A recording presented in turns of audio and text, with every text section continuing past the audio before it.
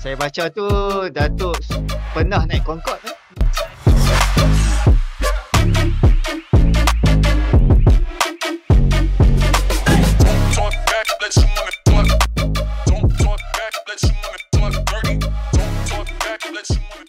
Assalamualaikum warahmatullahi wabarakatuh dan salam sejahtera. Selamat datang ke podcast siri Bicara Malaysiana kali pertama 2025. Pada hari ini kita ada tetamu yang istimewa, Dr. Nazri Arif, The Enigmatic Life of Nazri Arif. This is the book that presented to us by Datuk. So welcome Datuk. How are you? Good? Terima kasih. Ya, Alhamdulillah. Thank you very much. Thank you for inviting me. Itulah Datuk the man behind the scene kan in Penang. I would say like that lah kot no. So a little bit intro of yourself Datuk.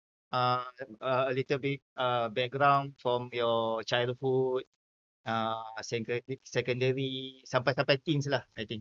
Yeah. Thank you. I was born in a family. There's no story about rags to riches lah. I was born to a rich family. Okay. Jadi tak mau cerita drama-drama. Saya dulu miskin lah apa tak. I was born in a rich family. Silver spoon lah. Silver spoon memang. Dari kecil sampai besar, I pergi sekolah dengan driver. Okay, that's the background. But we were taught to be humble. We were taught to be respect people, respect elders, respect people. That was the two things that dua bang yang my mother was very strict at is masa kita young is baca Quran and we main piano. Oh, piano. There are two things that because she was a musician herself. Dia orang seni lah. Because she loves singing, she can play 8 instruments and all that. So multi instrumentalist. Yeah. Baca Quran tu cikgu ajak dia di rumah. But piano we have to go to the lesson. Itu two things we have to do. If you dah done, you're okay. Dari kecil kita because kita tak cakap Melayu. Tell you the truth now. Kenapa tu Datuk? Just to share lah. Yeah, because my parents spoke English to us. The only time we spoke Malay was to the servants. To the maids we spoke Malay. Broken Malay, I don't know lah. Tapi we always spoke English. Itulah susah. Lepas tu masa dah IP UK, I balik I had to pick up masa tu bahasa baku. I had to pick up the Malay by watching TV. News. TV1, TV2. Yang tu dua je lah. Belum TV3 lagi. Betul. So that was how I struggled in language lah, So sekarang ni boleh sikit-sikit kan. Lagu ucapan sikit-sikit tu boleh lah kan. But anyway, the family was a very disciplined family. Very my father was not the one that disciplines because dia busy dia selalu ada business and all that. It's my mother who ran the house and all that. And she ran her own charity. She got many charitable organizations that she was involved in lah. Dari kecil. So itulah. So that's the background I came from. The piano lesson tu kat mana Datuk? Ada teacher in Cheeseman Road. Near Penang Free lah. Because kita duduk rumah kita depan Penang Free. Sekarang Consumers Association. CAP. Oh, okay. Sebelah KFC. Oh, is Bangalow it? tu. Bangalow tu ada orang duduk ke Datuk? Ada.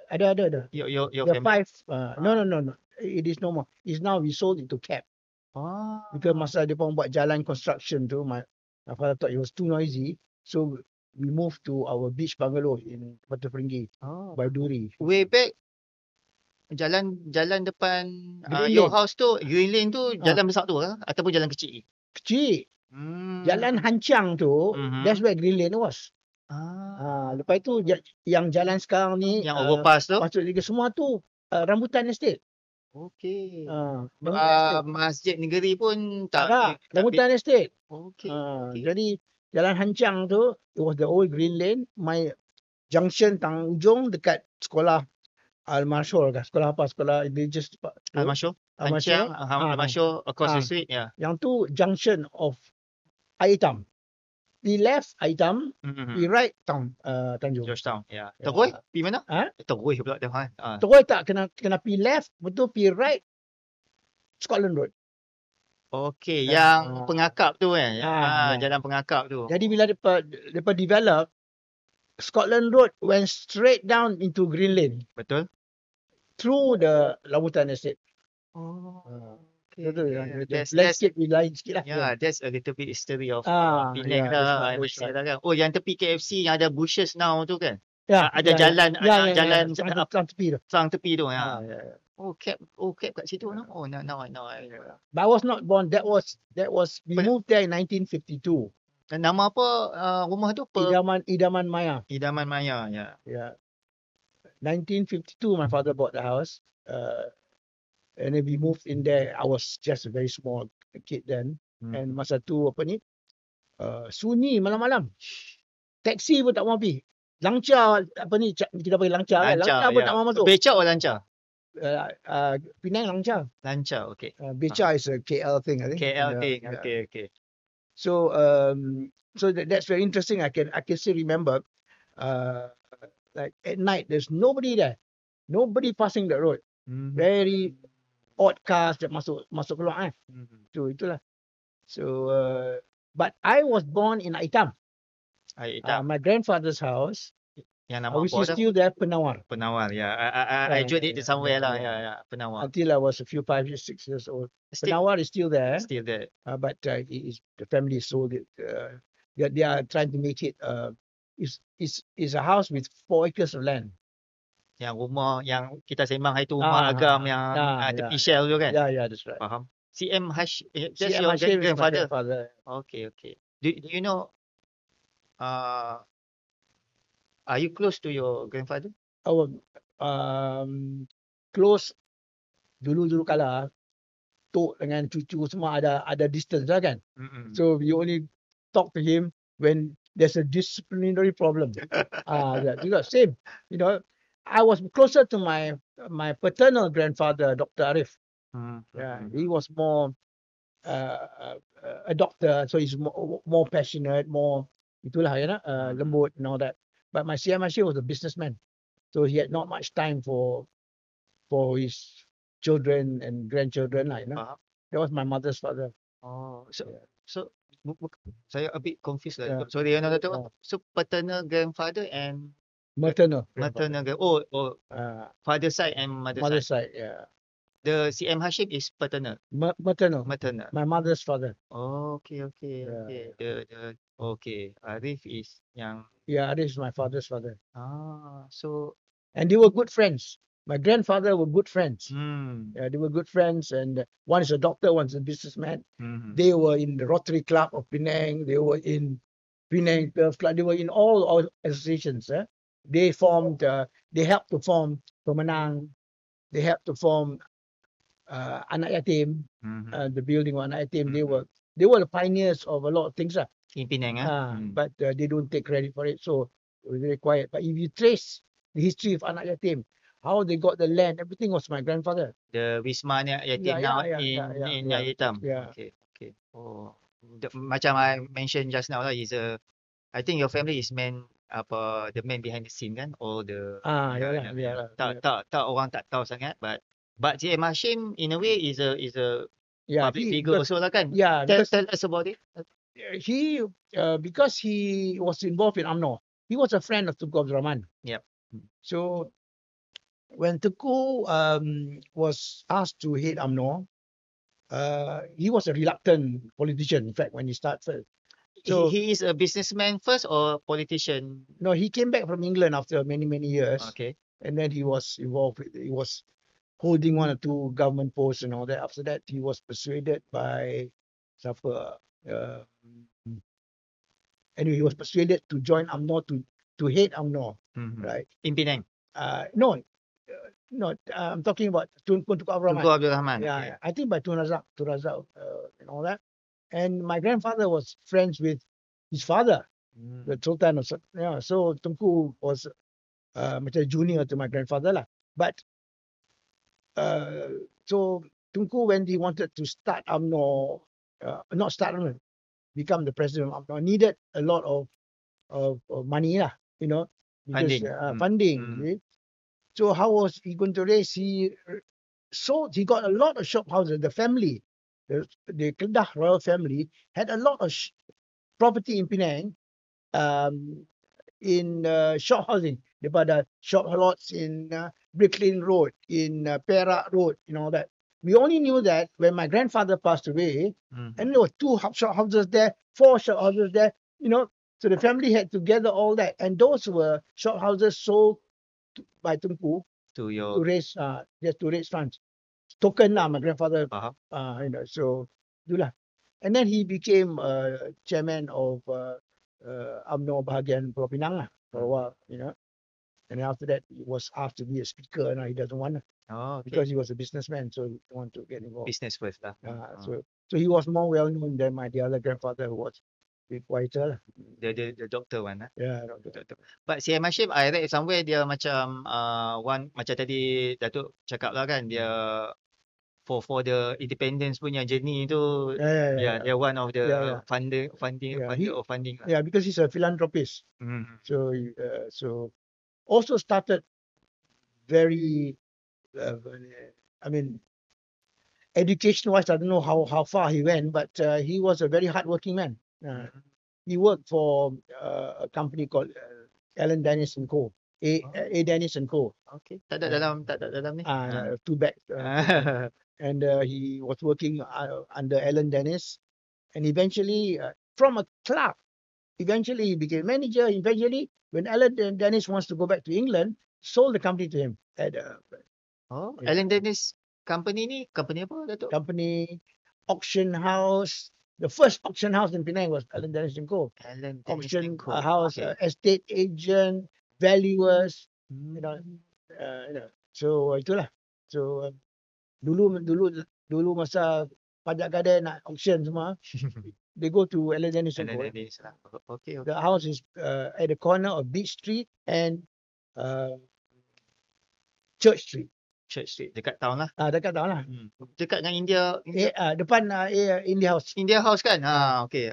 Saya boleh lah nak recall macam tu lah. Datuk lagi ni lah kan.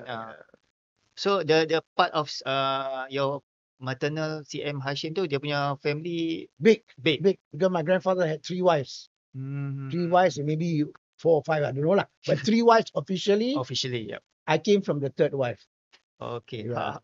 Berapa The sibling? first wife had 1 daughter, had 2 or 3, few children, and then the first wife had 1 daughter, and the daughter married and with a few children. The second wife had 1 son, and so 1 daughter and 1 son. The daughter I should not talk about because she married and went away. And the son is Datuk Zainuddin Hashim, the father of Datuk Sri Zarin Hashim. Okay. Yeah, The PKR FA. PKR punya. Bukan way back is FAP punya. FAP. Kan Yeah. a bit kan. Yeah, in fact, after that I took over FAP. Ya, ada. He's no longer a politician. He's about 5 years my junior. He's now retired. And then I came from the 3rd grandfather. My mother was the first born, and then followed by my 2 aunties, and then the rest are my uncles lah. Datuk Murad Hashim, Datuk Tan Sri Zaman Hashim, all the Hashim families. So I'm the Hashim family. I'm a Hashim family lah. Although I'm an Arif. How about the paternal side? Your doctor punya Doctor, grandfather tu? doctor, You wrote ataupun explain extensively dalam buku. Yeah. Because originally we all came from India. My grandfather. In fact, most of us came from India somehow or another, right? Exactly, yeah. Yeah. Which And, part of India? must be because we are Pathans. Patan. He was a Pathan. Pathan came from north. You ask my friend Datuk Badro, he will know lah. They came from northern. They all know. I think now it's Pakistan. Oh. North dulu tak ada Betul. Pakistan lah. So I think it's northern India. That area is more Pathan. They are fair. My grandfather looked like a European. And then the family moved down down to eventually during the civil war in India. Banyak state semua civil war, Yeah, civil yeah. war. He was told by my great auntie that my great grandfather was a maharaja in one of the small states. Tapi taken over by all this civil war, Yeah. eventually ran down to Pondicherry in South India, and then eventually go to Madras, and then came over. My great grandfather came over to Port Klang. Oh, Port Yeah. Klang dulu. Yeah. And he was a court interpreter, an English court interpreter, because he was good in English, because he was educated in English, being a grandson of, so, itulah. Then when he came, he had a wife in India, and he came to Malaysia. He also married a Malay lady, right? That produced my grandfather lah, and one or two others. And then eventually he had to go back to India. He asked his good friend, Fakir Maidin, who was a betel nut trader. Okay. Betel nut trader kan? Betel nut, lah. Yeah. But a rich one, because he had carriage and 4 horses. Dulu nak kira kaya tak kaya kan? You get 1 horse, 2 horses, 4 horses, or maybe 6 horses. Yeah. But he was a carriage with 4 horses. 4 That horses. means he was very. So he left to his children, to his good friend to look after. And Fakir Maidin had a daughter, Rahiman, who married my grandfather. There was a fixed marriage. Faham. After my grandfather graduated from Singapore University, King Edward College, Singapore, King Edward. Yeah. with his medical degree. Oh, medical degree. Yeah. From court interpreter. No. His father was. His father. Okay. So reside in Penang lah, no? After that. He reside in Hutton Lane. That's when Hutton Lane, the house, I'm no longer there. It was in front of Masjid Jalan Hatin. Kalau you tengok road, Masjid Jalan Hatin, tengok jalan, on the left hand side. New Park ah. No, the other side. The other Park's on the right, Okay. the left. Yang tanah kosong. Yeah, a bit yeah. low down. Yeah. And then masa tu lah, Boria Jalan Hatin, dia used to sambut and all that. So eventually he bought a house in Burma Road, and sebelah Chinwu Association. Chingu. The land is still there, and then he lived there lah until he passed away in 1960. Quite famous your grandfather. Yeah, yang he was. He's a very macam, saya baca dalam buku tu macam doktor yang free consultation. Yeah, that's right. Yang tak charge apa semua. He was working with the government hospital. He was also a surgeon. And later on, when he retired, he worked with. He was a doctor attached to Naina Muhammad and Co. Naina Muhammad was like Bakat Store and all that. Bakat Store. He's a chemist. He was a pharmacist. My grandfather had an office behind Naina Muhammad dalam. And he was a consultant doctor. Okay. So you go to the doctor, then you come out with a chip, and then you buy the medicine. Yeah. In the shop. Pharmacist lah. Yeah. Pharmacist lah. So it's Naina Muhammad and Co. Naina Muhammad and Co is pharmacy lah. Pharmacy. Yeah. Sekarang lagi dah tu. Sekarang tak ada dah. I think in KL maybe they have, I don't know what they call the name. But that's before Bakat Store came into the picture. Bakat Store is still there. Bakat Store is now doing all sorts of other things lah. Yeah. Bakat Store was high-end cold storage, really, because they imported things. They bought things imported when Haji Barkat, came to Penang to start the business. I got the book also, given to me by Penny. Okay, I got the book. This is on the Barkat family. Barkat family. But by my grandfather, he was knighted by the Queen. Yeah. Yeah, he was knighted by the Queen because. You show us the plaque. Yeah, he was Penny. Involved with city council. He was involved with legislative assemblies. Dulu masa tak ada belum election, these are the people with the Chinese millionaires. These are the people who was helping the state administration. So after that, when after independence, he got award. He got knighted by the Queen as Sir Kamel. So, sir. Yeah, and my grandmother was Lady Rahiman. So basically, Sir lah. Sir. Oh, Yeah. Sir Kamil lah. Yeah. Oh, okay. That's quite Yeah. quite. Yeah. Only normally the sultans got sir. Yeah, And the other local that got It's the sir was highest recognition got lah, no? Yeah. the other local that other than the royalty that got sir was Sir Abdul Kadir. Sir Abdul Kadir. Yeah, the judge, one of the retired judges. Okay. Penawal is your home lah. Penawal is where I was born. You were born, yeah. Yeah. Okay. Itulah nama special juga lah nama-nama tu kan. Yeah. Penawal, etc. Idaman, Yeah. Datuk was born in 6 November kan, 1946 kan. Yeah. Itulah. Old man. Nah lah. Dia nampak yang lagi. So, that one is your childhood sekolah franchise like. How was that sekolah franchise like? Yeah. Still the same location right now kan? Yeah, same location, but now they put extensions, honestly.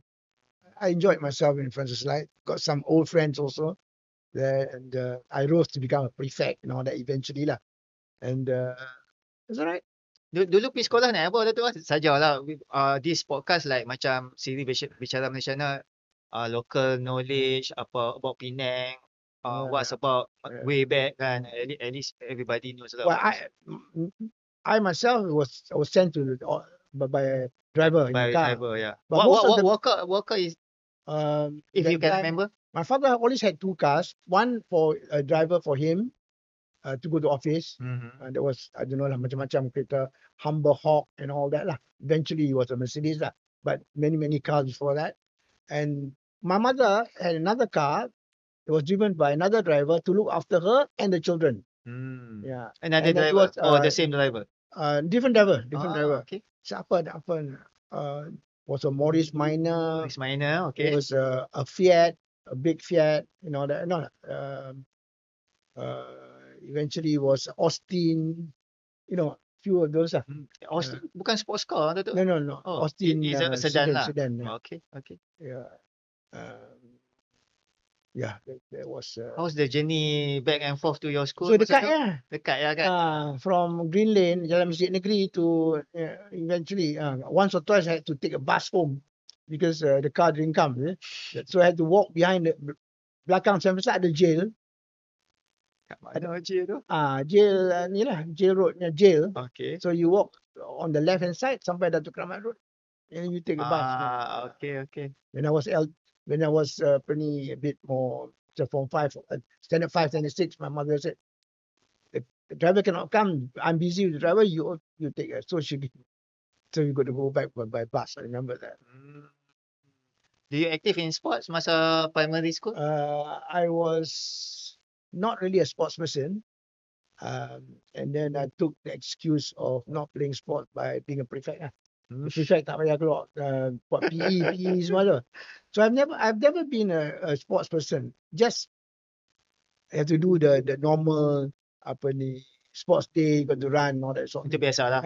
I never expelled sports. But I took up more sports when after I graduated. Yeah, now I play tennis. Like tomorrow morning I'm playing tennis at 7 o'clock. Oh, yeah. Okay. Ada sparring partner all there lah. I play my coach. Oh, okay. 7 pagi siapa nak ada partner? Kan? I play my coach and I play. Masa primary, your childhood up until darjah 6 tu memang tak play sports ya lah. Little bit apa-apa. Badminton begitu lah. But I didn't excel. I didn't excel in sports. Faham. Prefect masa sekolah rendah. How about your secondary school? Tadi primary, sorry no. Secondary school, yeah. Sana more compulsory, so you have to play sports lah. Just play normal. Georgetown kan? Georgetown Secondary School. Yeah. So the normal sports lah. You got to play a bit of football, you got to play a bit of hockey, you got to play a bit of badminton. So we had in my house we had a badminton court, and then we had a tennis court. That's how the padang yang besar there. Yeah. So at the back or the kat belakang? Front.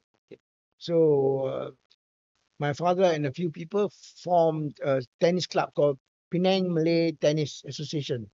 Right. So they played every day in my house in front of my house. So that's where I learned. First I learned to be a ball picker, then after that learned to So and then the Wooden racket lah way back uh, kan. yeah, dulu wooden record and all Hmm. that. And they usually have competition. The late Raja Paleh used to come and play also. Oh, okay. Yeah, yeah. So The Raja Perlis pun the son dekat Penang Free if I'm not mistaken. yeah, yeah, yeah. The Raja Muda etc. tu. Yeah, yeah. Ya. The current Sultan, my father used to come. Hmm. Yeah. Pasal dia close affiliation with Perlis punya monarch kan. Yeah, The Raja kan. yeah. Ya, the Raja Muda lah. The Raja Muda pass to us the the school colours kan. Yeah, yeah. Masa our hari hari yang bagi hadiah Baru tu. ni. Yeah. Jadi Raja Muda lah, always Raja Muda. Kalau mereka boleh dapat. Sekarang Boleh lah. pergi. But I know the Raja more because he's about 3 years younger than me. Oh, older than me. I Even think 2 years older than me. even the USM Chancellor pun memang from Perlis kan, Perlis, Raja yeah. Perlis etc. Oh, okay. Oh, up until what year lah? School Georgetown? Yeah, I went. I left for England in 1967.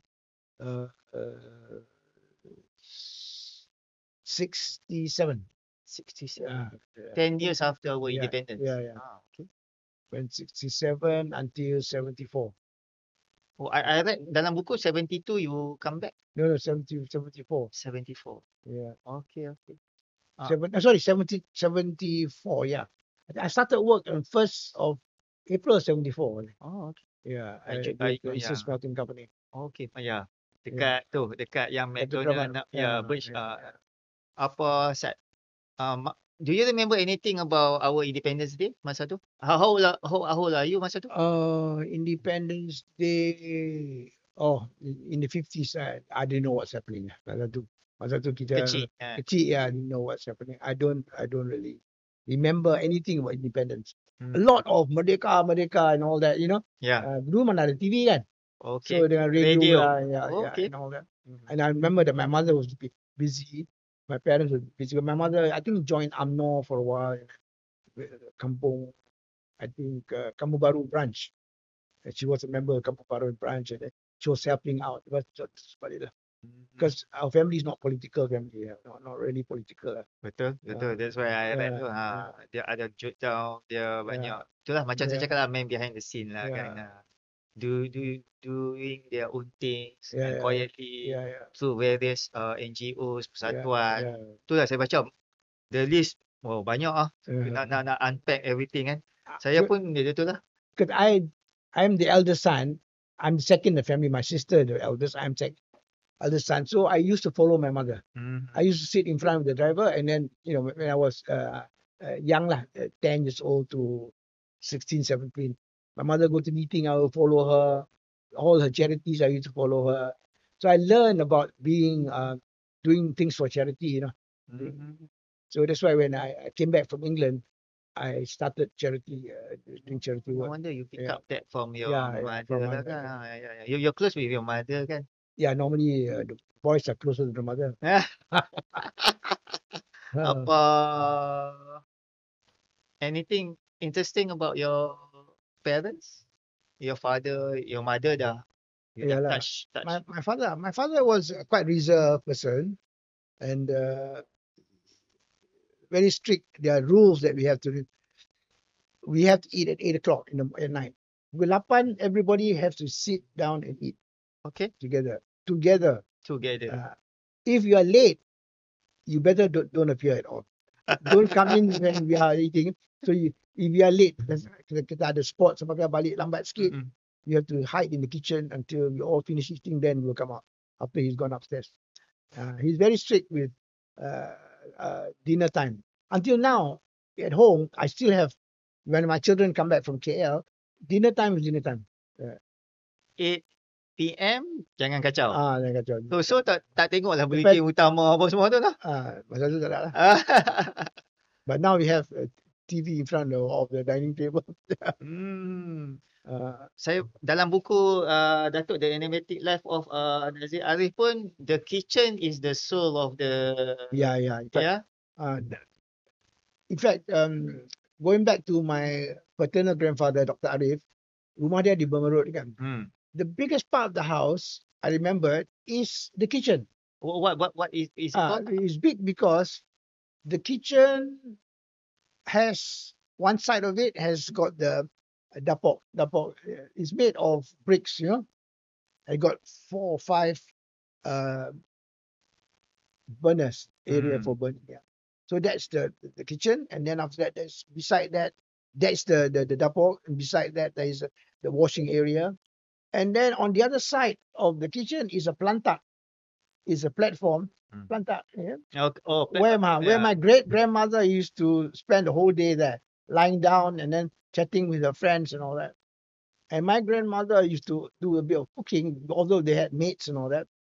And my great grandmother used to shout instructions to her.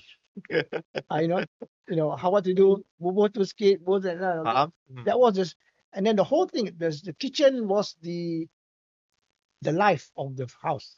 I can remember that the kitchen was the life of the Macam house. nerve center, you know. Nerve center. Ya, operation punya tempat As a lah. small boy, I used to go to my great grandmother and then to help her tumbuk sirih. Dalam, you know, the tumbuk sirih dalam bamboo apa ni container. For what, Datuk? For her to eat sirih. Oh, soup. Okay, yeah, faham. yeah. Tumbuk sirih kat nenek lah. We call her nenek. So she was the life. Until she passed away, then my grandmother took over as a family. Dulu like that lah. Yeah, so itulah about the kitchen pun dia punya operation, the NGO also, you know, to help each other, the that's right. idea apa Came semua off of kan. it. The kitchen was the center, nerve center of Indian Muslim house. Jadi rumah ni kat lokasi mana? Burma Road, beside Chinwu Association. Chinwu, ya. Chinwu Association. In fact, it's quite not far away from the other side of Kampung Harya. Oh. Penang punya ni at the back of your head lah, no? It was a big house. It was a big house with a big garden. I remember there's 4 rooms in the house. And then the house macam Indonesian house, next stairs tinggi. And bawah tu ada basement. Macam rumah P. Ramlee yang bawah basement. The basement, my grandfather allowed relatives of my mother, or my grandmother, who were poor, they all could take rooms in the basement. Yang cangkat tu lah kan? Okay, faham. So there were all these people in the basement. They were allowed to live there for free. Berapa orang masa tu at one time? If you can. But of course, the people that live in the basement don't come in the house. So adalah maybe 5, 6, 7, 8, 9, 10 lah. But we didn't mix with them. Talking about kitchen, Datuk, apa yang selalu masakan utama for eat? My grandmother, she cooks the best lamb biryani. My friend Datuk Badro will like it. The best lamb biryani, right? That's why she was a famous cook. She was a very good cook. Itulah tu yang saya tanya. My mother learned from her a bit, but not like her. She got a magic touch when she comes to. Makan apa lamb biryani tu? Oh, makan dengan dalcha tak? Dalcha have to be dalcha have to be with all sorts of vegetables. Dalcha and daging goreng. Bukan dulu mana ada apa ni macam rendang mah. That was later. It came to later. Before was daging goreng kicap, dalcha, paceri nanah, paceri terung, you know, that sort of thing lah, you know. I remember that on Fridays, my grandfather had beef curry. Only on Fridays. The rest all fish. Only Fridays there's beef curry. I don't know why that tradition. That's why. Beef curry betul lah dengan ubi dengan semua tu. Faham. Makan dengan nasi biryani. No. Nasi plain nasi. Nasi plain. Plain nasi with sayur, ikan goreng and all that lah. But it's beef curry on Fridays. I don't know why, but that was it. Itulah dia macam fusion kan, macam not the the typical Indian Muslim. They're not typical because a bit mixed lah, but not typical Malay. Not typical Malay lah. Faham. So it was a rich childhood I had. I was privileged to So, and then being the eldest grandson, both sides of the family, you get special privileges. Spoiled lah ni. Spoiled Grandmother, lah.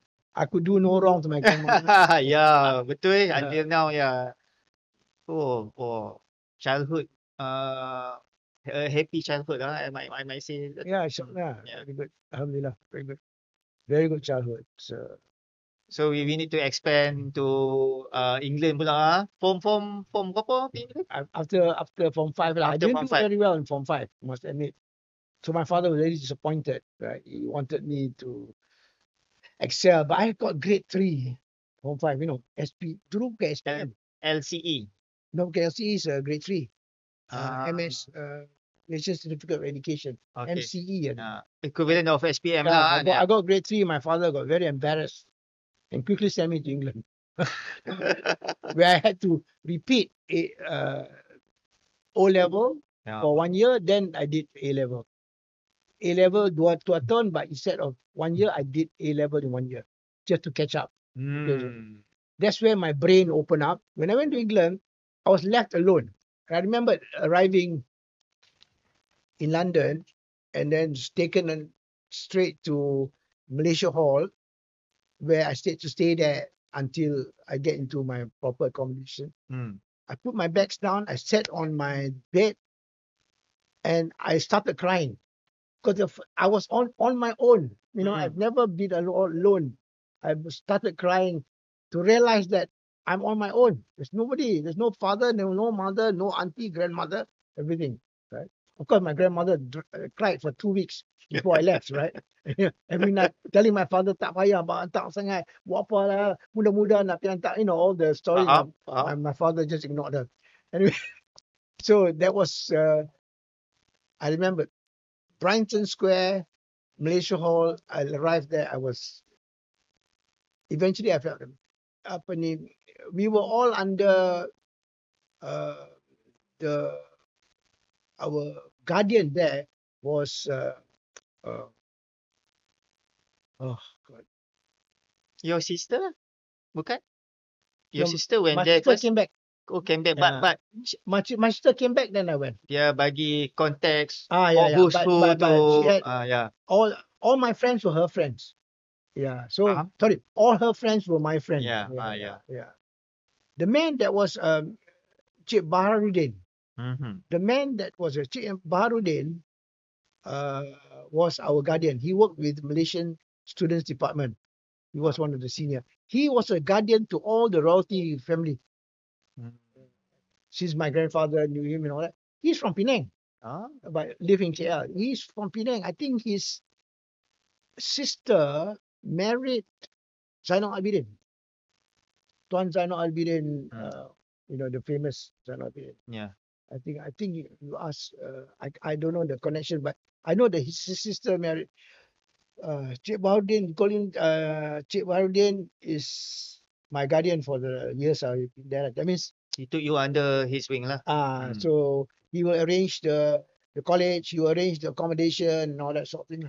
And then he will report to my father, and I had to see him every time I spent a lot of time in Brighton. I went to college in Brighton. Brighton yang seaside tu kan? Seaside. So Brighton FC lah now kan. Okay. When I come to London for weekend, I have to make appointment to see him lah. So and then outside that there will be other royalty children. I remember Arshad Tunuda, all that. The people, they were all waiting outside to see him also. Most of the sultans, when children were under his guardianship. So how was it dekat Brighton tu? Early years and no, when I went to England, when I was doing my A level, my brain opened up. Suddenly I became smart. I think because of being alone, I suddenly became smart. Otak terbuka dah. So I did very well. In fact, the first year of my accountancy, I was the only one that passed out of the whole group. There was no Malaysians. In Brighton, there was no Malaysians. In doing accountancy, I did accountancy. There were Malaysians doing engineering, electrical engineering from TNB, dulu LLN. LLN, Yeah. Lembaga Elektrik Negara. they were in another part of the college, Python Technical College, and they look at me, I look at them. They don't know because I'm, they all group themselves. Eventually, after a few years, when my cousin came on the LLN scholarship, Syed Kamarul Zaman, who's now the punya chairman. When he came, only he introduced. Then they know that I was a Malay. I was also Melayu. Oh, I before never this? mix. I will never mix with them. Oh, okay. Yeah, yeah. You're alone lah with But I have my English. own. Oh, with your. Yeah, Oh, okay. English colleagues and all that. So. Wow. Memang tu ada saya baca dalam your book, London was a revelation in every sense. Yeah. Kan? Dia memang open Benar. up. Yeah. You You learn took. to be independent when you go there. You learn independent. You learn how to budget yourself. I was not on scholarship, so my father, send money on the first of every month. Go to the bank, the money is in lah. And he will ask, what is the scholarship amount? The students that get scholarship, how much do they get a month? He will give about £5 more or £3 more. That's about it. Saya baca £45 per month. Yeah, that's Kan? right. That's right. Yeah. So £45 a month, dulu duit banyak lah. Got 8.4 exchange rate. 8.4. Dulu. Oh. Yeah, it's very high. Yeah. Costly juga lah. Yeah, costly for my father. It's costly like. Yeah. So £85. My accommodation cost me 20 pounds, and then I budget £5 a week for food and everything. So that's £40. So the other £5 is emergency lah. But kadang-kadang bila satu hari bulan tu hari Senin atau Selasa, weekend tu sebelum tu, pocik lah. Yeah. Yeah. Makan roti kan? Makan Makan roti roti dengan apa? Ada saya baca.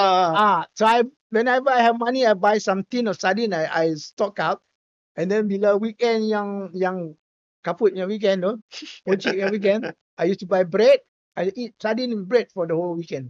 Oh, okay. So that's a good lesson for me lah. Betul. So we have to budget properly. That's where I learn about value of money. Dulu tak ada duit minta mak, tak ada duit minta mama, tak ada duit minta tok. But there's nobody to ask. Yeah. So I knew my sister got more than me because she was a girl. Oh, yeah. okay. I knew it. Selalunya boys yang dapat. Because my father favorite, of course. My favorite is the girl side, Yeah, daughter. Yeah. So I knew that. So, but I didn't really care. Right? Eventually, after getting my 3 years of full-time training, I had to go out and do practical. I joined Burma Oil. Dulu Burma Oil. Nowadays tak ada dah. Burma Oil. Bukan turn to Shell. Bukan. No, Burma. bukan Shell. Okay. Shell is a Dutch company. Dutch company. So British Petroleum. BP. BP. So I worked for Burma Oil until I came back here. Yang tu intern ke ataupun full time? First started as intern. After that, I became when I was doing my finals, I was the Southern Region Marketing Manager. Tak mau balik masa tu. Betul. Ada somewhere lah kan. Berbelah bahagi kan. So I was quite happy with the life there. So until my father said, you either come back or balik. Tak ada. Orang kata apa orang panggil, tak ada kata penghujung lah. Sajalah. Okay. In fact, in 7 years that I was there, 7 or 8 years, I was allowed to come home once. Once, my parents went there a few times, but I was allowed to come home once. As against when my children went to the States, US, to study. Hawaii kan? Hawaii. Yep. They came back every holiday, 3 times a year. Right? Faham. Dulu punya lain lah. Dulu punya relationship with parents are very disciplined. Very. So maybe money is the thing, no? No, it's not money. My father is not money. It is why should you be wasting your time? You go and do some, go and holidays, go and do some part-time work and then go. I used to go and do part-time work during the holidays. I worked in Selfridges as a salesman. I worked in post office. Sorting out letter. Which Selfridges in Brighton lah? In England. Or in London?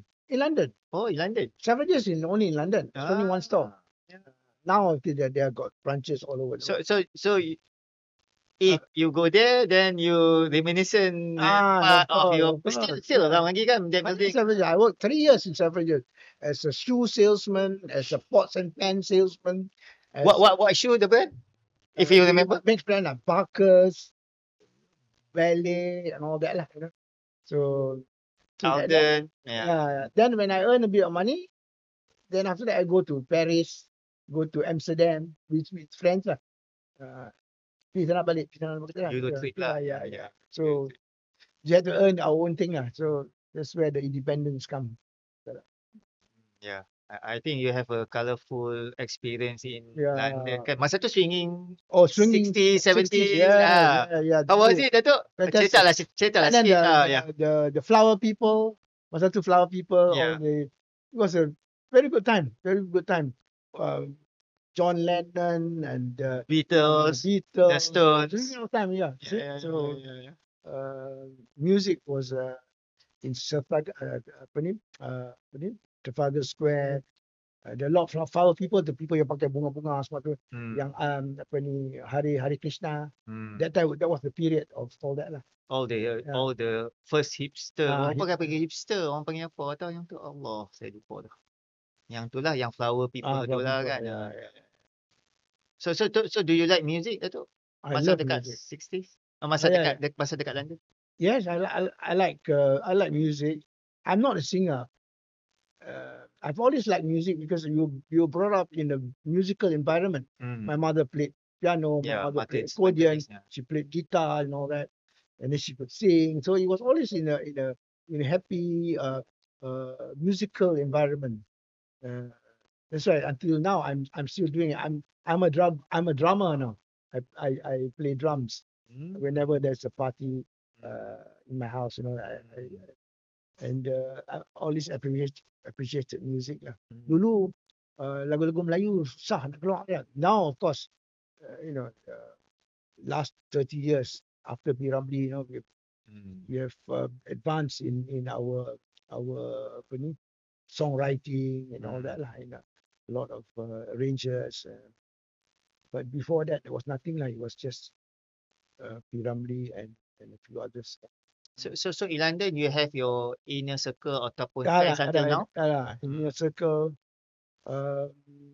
Inner circle with friends. But normally I mix with foreigners. Other people lah, British people, etc. lah. Yeah. My friends were more foreigners.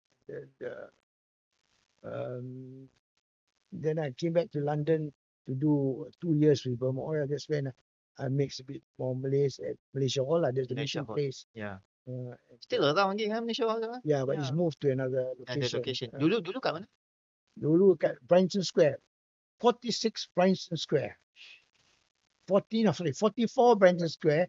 46 Bryanston Square was the Malaysian Students Department. Now they moved to a new location. So now they moved to a cheaper location. Cheaper location. Yeah, cheaper one because that was very expensive. That was really off Marble Arch. It was really a prime area. Yeah, area. Central London lah macam tu. Yes. Oh, very central. Very central. Up in 5 minutes to Hyde Park. Oh, dekat. Yeah. And then the hostel had a big dining room, prayer room, and then big dining room di bawah basement tu. You can eat for dulu 2 shillings and 6 pence. You have a meal. I read somewhere steak yang murah tu kat mana Datuk?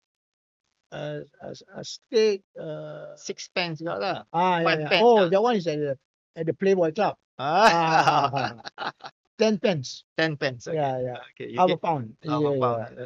Because I became a member later on when I was going home already. A member of the Playboy Club. Not because I gamble or I Playboy or what. Because the food is cheap. Once you become a member, foreigners can become a member without paying. Okay. Because they know they'll bring money. Yeah. So I go there because the steak is 50p. Steak as much as you like salad. Okay. And it was walking distance from Malaysia Hall. Your accountant brain memang all over lah kan. Mana yang murah, mana yang tak. Oh, Malaysian Hall. Oh, ramai masa tu community Yeah, student Malaysia, di yeah. situ. Masa Bila way back-nya. they had about I think about 50 rooms. Weh, banyak. Yeah, and then of course you share a bathroom, 4 or 5 rooms, you share one bathroom and all that. And normally it's not for long term, short term. Students coming from Malaysia on transit, students coming from other places like Bristol, Brighton, All over lah. Portsmouth, and all that. Portsmouth, all the people come with the weekends and all that during Raya time and all that sort of thing. So it's a meeting place.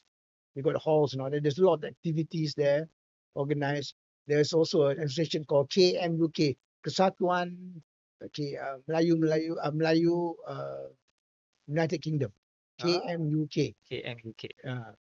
Of Kesatuan Malaysia United Kingdom, maybe not Melayu. Anyway, that was an association that we joined because my sister was a member. She did traditional dancing and all that. So She's a dancer, kan? yeah, she danced at the time. And when I went to England, I also became a member, and then traveled with them and all that sort of thing. So it was good. It was good community, like, you know. We all helped each other. Nobody had a lot of money, but everybody was living on a very tight budget. So it's a fantastic time of that's a those things you can always remember because the memories, good memories. Yeah, it's a journey and walk down memory lane lah for today lah, kan? Because if you were and the life was difficult, not easy, with the weather was extreme. Sana bukan lani, the weather is all over the place, right? Because of the world. But before, winter was cold. There's going to be snow. You know how to manage the snow, manage the cold, manage the summer, which is sometimes can be very hot. So you have to have different clothes and different, so itulah.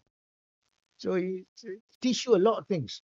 So you tengok budak-budak dari local university and people that graduate from abroad, they are different. Talk to them, they are different. Local university, very, very just narrow understanding of the world, understanding of living. But you get the people coming from graduate from overseas, different. But towards the end of my stay in UK, the Malays going there were grouping Melayu semua. Silo. Silo. This is because of the religion coming in. Masa 70s? Oh, yeah. Oh, Yeah, the start dah. Oh. Ada Kampung Melayu, Vauxhall. They just group themselves. They don't mix with other races. They go to college, they come back, they eat nasi and all that, they food. And then eventually they graduate, they go back. So they got nothing. They don't mix anything. Tak ada immersion of culture, ada people culture, surrounding, etc. lah. And then that time the tudong was coming, coming into. Yeah. So that really, so it was not like before during my time. After that, I don't know. Now I don't know what's happening, but pity lah. You go there, you live with your own race. You eat together. You nak semayang, okay, that's fine. But then you don't learn from anything. You don't have foreign friends. You come back. Yeah. So you might as well stay and study in the own country, right? Yeah, in Malaysia. Yeah. So ada Datuk pergi konsert ke ataupun football matches ke? Yeah, I went football match. I went to in Brighton. I used to support Brighton team lah, So a few times I went. It's a small team, way back then. Brighton. Tak ada apa. Division 3. Seagulls, kan? Division 3. Now it's Division 1. Premier League now. Yeah, Premier League. So and a lot of concerts, a lot of. I did everything. I did everything. I did everything that was possible within the budget. Apa yang band, saya suka muzik Datuk. So apa band yang Datuk seri tengok masa dekat UK tu? I saw apa ni jumpa there's a street in London called Carnaby Street. Carnaby Street, yeah. Yeah, Carnaby Street. I saw a Beatles performing there. For real? Yeah, like 100 meters away. Because the street is a long street. Yeah. So I managed to squeeze in. Squeeze in. Yeah. Because there's only free one. Kita student mana boleh afford to go and buy £100 of ticket and all that sort of thing. So Tiket masa tu pun mahal kak. mahal. What mahal comparatively lah. Now it's Yeah. £1,000. Before it's Yeah. £100. So Itulah. Okay. Datuk tengok The Beatles. Yeah. Okay. That's huge. yeah, So coming back from UK 74. yeah, So Came back, punya yeah. apa decision. yeah. As soon as I came back, because I had oil background, my father thought that I should go and work for an oil company. It's either Shell or Esso. The time it was not Exxon, Esso. Esso. I had an uncle there, Dr. Murad Hashim, who was an executive director of Esso. So he arranged interview for me, right? And but the interview was by the chief accountant. I wanted to be in the accounts department, and although I'm an accountant, I don't really want to be. I don't really want to be an accountant, right? You know, I want to do business, right? I want to do other things. So the interview was okay, and then after that I went to interview with Pernas Saindabi, more in marketing. Okay. My also the CEO was my father's friend. Dekat KL kah? KL, I reckon KL. ya. Pernas Saindabi in the Guthrie's Guthrie's. headquarters. Pernas Saindabi, and then I was already going to work. They offered me 1974 1,000 ringgit per month, and I had to live in KL. So I had no choice then. But 2 weeks before I went to England, I went with my father to a Chinese New Year. Normally it's February, kan? Chinese New Year open house. In fact, I remember the house that we went to, Dr. Ong Ki Wan, a famous one, Dr. Ong Ki Wan, one of the rich people. And then there I met a man called Jack McEwen, who was the CEO of Eastern Smelting Company. Yeah. And then he asked me, he was an old friend of my father. So boy, where you going to work? I said, I'm starting 2 weeks time in KL with Pernas Saindabi and all that. He says, come and see me on Monday. All right. So on Monday I went to see him, and he talked to me a lot. And then after that, he passed me to the marketing division, and had a chat with them. And the rest is history lah. Yeah. They pay the same Yeah, wages same with wages. yeah. And then at home, pakai kereta father, duduk rumah father. I was thinking, wow, the amount I was saved, right? A lot. So I had 1,000 ringgit after EPF, 950 ringgit. Yeah. Just for myself. Yeah. No expenses. Yeah. No food expenses. No, Yeah. So I make the choice, and the rest is history lah. The plant dekat yang apa Datuk Keramat Road, Datuk Times Keramat- Square. Times Square now. Times Square is the plant. Yeah. The office yang McDonald tu kan? Yeah, that's the HQ. Birch House. Birch House, yeah. I joined, I think we had that time 900 over staff, from managers to laborers. I was about number 89 in the company, I think. But within 10 years, I became the CEO. But I worked very hard. Yeah. I worked very hard. You very hard. you get not chummy lah, get acquainted with the lower staff, right? Inside the books. Tell us that part of the yang 10 years time become CEO tu. Yeah. I started in the marketing department, and I was in charge of the all room. All room is where BJ Timah masuk. Very important, because that's when the weighing and all that, the BJ bloody mine came in. Yang raw lah. Yeah. And then it's processed and then sent to the dapur untuk smelting. So that was a very transit. So there was the all room is 24 hours. You got to work 24 hours, because lorries come from all the states Malaysia, macam Malab ada, Siang ada. as soon as they come in, you got to weigh them. Hmm. Because they are very valuable. You got to weigh them, and then you got to do an essay, do a Report. lab report, Lab report. and then you got to fix the price to Oh, pay the miners. okay. So when it comes at night and all that, Hmm. so we are 9 to 5. But I took the trouble to come at night. Yeah. I had nothing to do. I was a bachelor. Yeah. So at night I went there, and that's when I talked to the laborers. And then you talk to the laborers, you learn a lot of things. They tell you everything. They tell Yeah. you how to do it. That's where I learned the skill. Yeah. So I enjoyed myself talking to. Until now, there's still some laborers. Every year there is a masjid, Kampung Jawa sebelah Kelang Bijih. Tiap-tiap tahun selama I became already 50 years, I buat kenduri sana.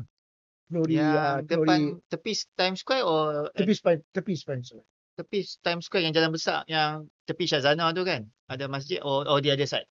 So it is Can't remember. Jalan Kampung Jawa. Kampung Jawa. Ah, At the back lah kan? yeah. Belakang Kelab Muhibur Rahman. Yeah. So every year I go there dalam bulan puasa buat kenduri. Ah. And then there's still some worker, your children that come, and then of course all the poor people living around that. This year is what 280 people and all that. So I've been doing that for so many years. Dulu masa company did company punya account lah. Company But event, now privately you got to do private account lah. Yeah. So but it's well worth it. Oh. It's not much money, but It's a rapid rise kan? 10 years kan, Datuk? Daripada yeah, but junior I work manager. very hard. I work very hard. Very, very hard. Means traveling. Because when I was in marketing, I travel all over the world. I've been to South America. I've been to Rio de Janeiro, Sao Paulo. I've been to South Africa. I've been to main continent, US market. I was learning the international teen market. I started them. I was the second chairman of the Kuala Lumpur teen market, and also director of commodities exchange in KL. So I had to do all that. That's after a few years after I got married. After a few years I worked, I got married. And then that also affected my marriage, like and all that, because I was always traveling. In Malaysia, we had 4 branches. So Mana? Penang? Penang, Ipoh, Pusing, Kampar, KL. Pusing?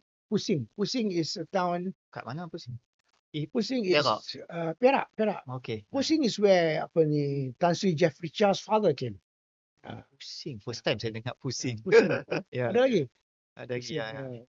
So four branches. So my manager there was Dato' Azumo Tak. Dulu dia Azumo. He was a politician. The history of Azumo. Anak dia tu lah, tu yang Azumo tu ha. The bekas MB Perak kan? Ya, oh, tu that's why ring a bell kan? Tak ramai semua ya.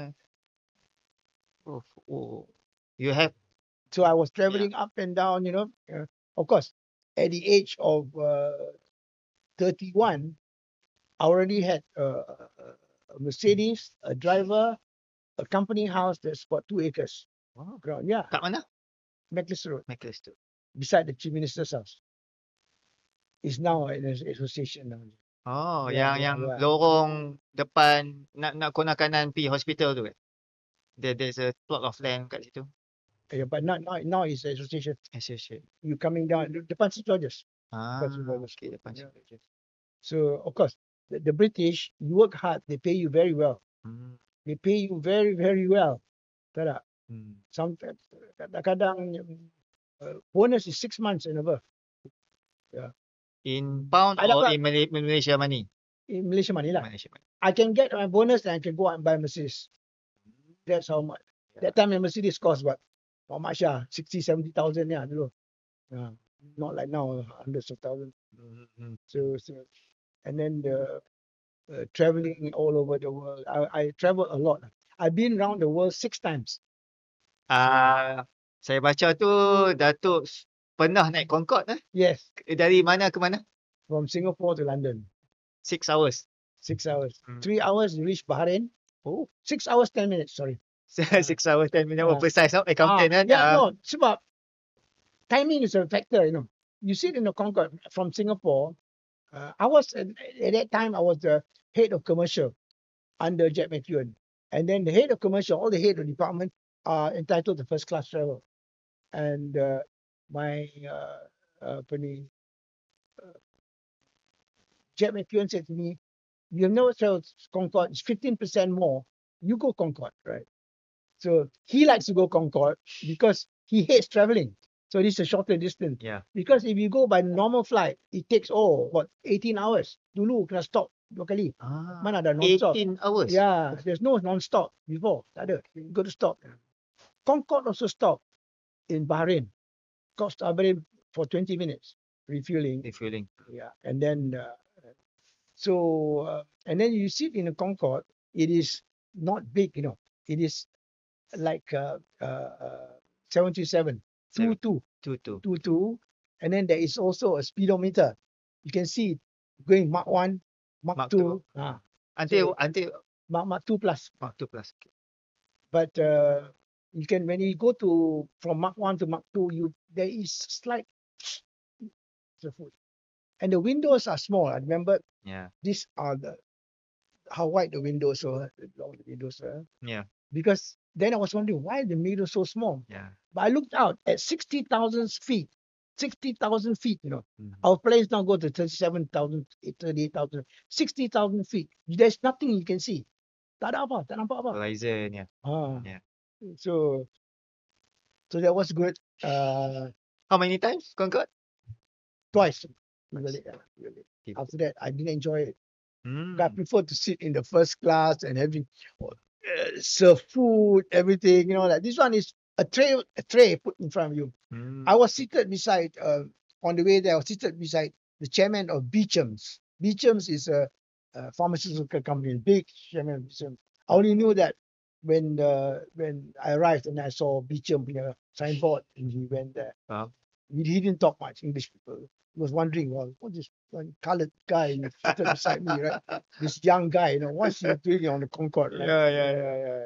And he was reading news. He was reading Daily Telegraph. no, not Telegraph. Financial Times, the pink Financial paper. Times, yeah. The pink paper. It was a pink color paper. I bought News of the World. After studying in England, News of the World has got all the exotic stories. Gosip tu kan? Yeah. I bought it in Singapore airport. So he was reading that. I was reading News of the World.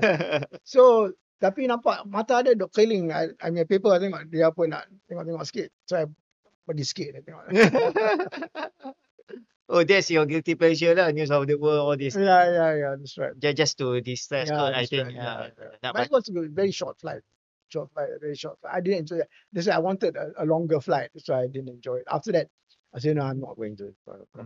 So talking about traveling all over the place, 6 times around the world, which places that you fond or enjoy or love the most? I love England the most. Because I feel very comfortable there.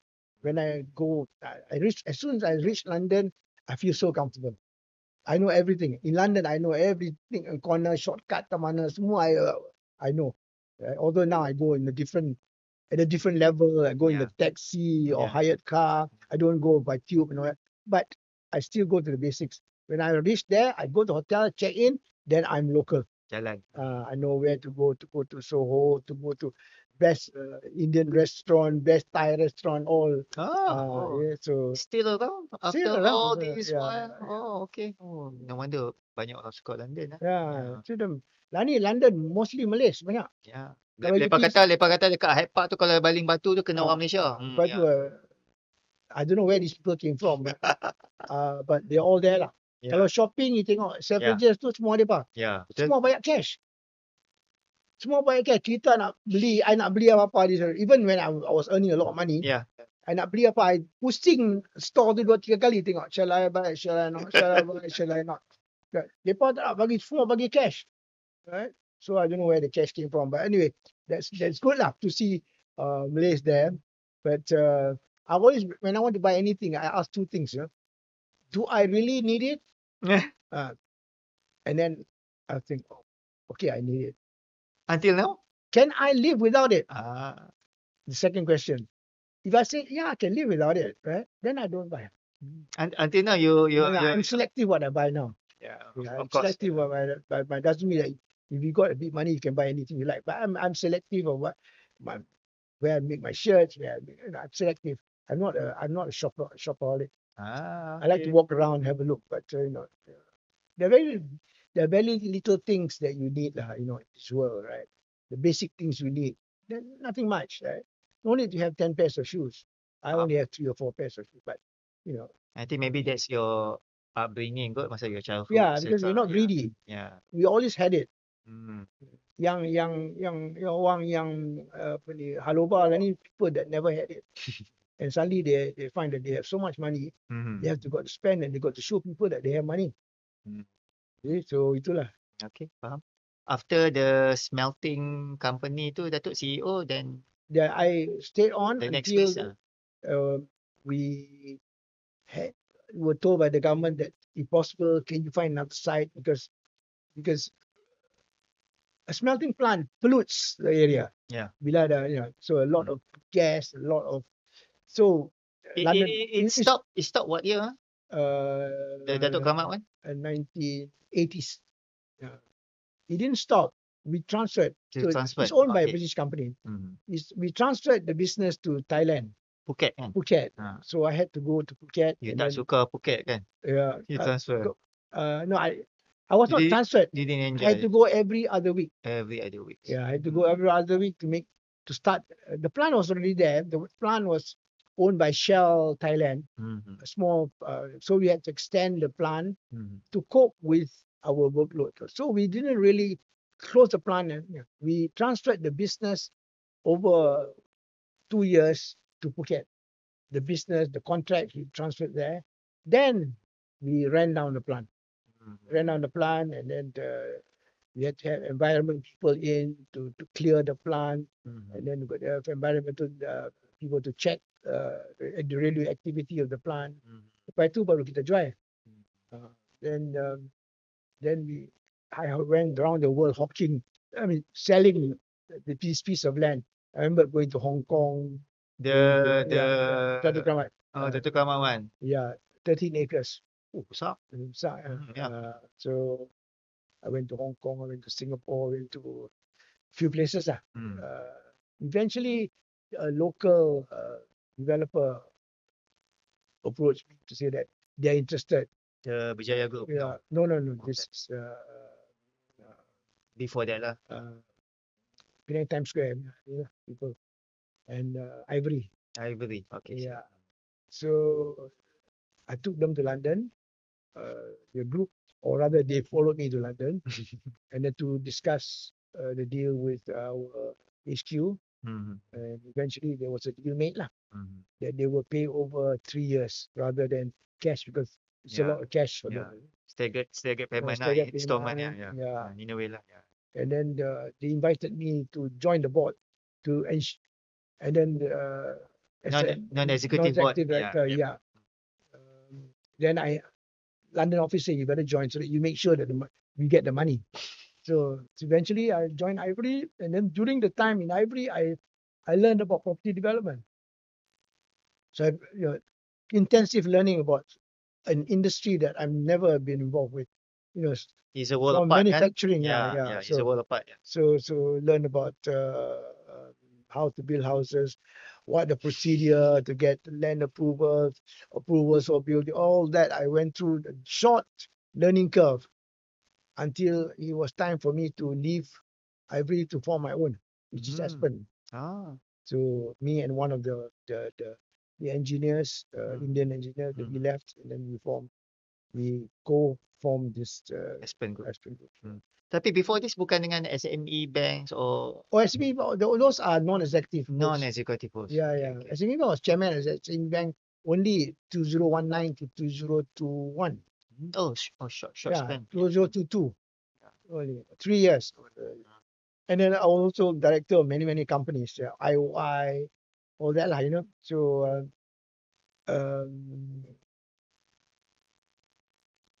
there were a lot of things I learned, from rubber to palm oil to tin to property development to banking.